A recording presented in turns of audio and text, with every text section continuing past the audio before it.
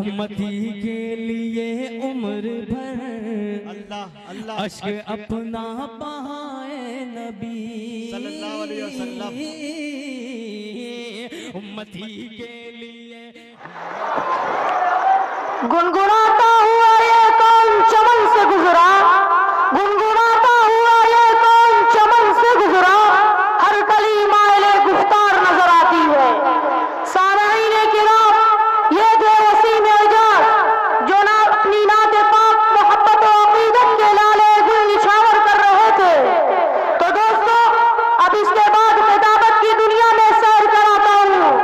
तो आइए अब बिना किसी ताखीर के बिरादर मोहसन सल्लल्लाहु को इस शेर के साथ दावत इश्क ही देता हूँ कि शहंशाह बलागत चले आइए, कि शहंशाह बलागत चले आइए, ताजदार फसाहत चले आइए, लेके गुलजार तैबा के गुल की महक मुश्किबार खिताबत चले आइए।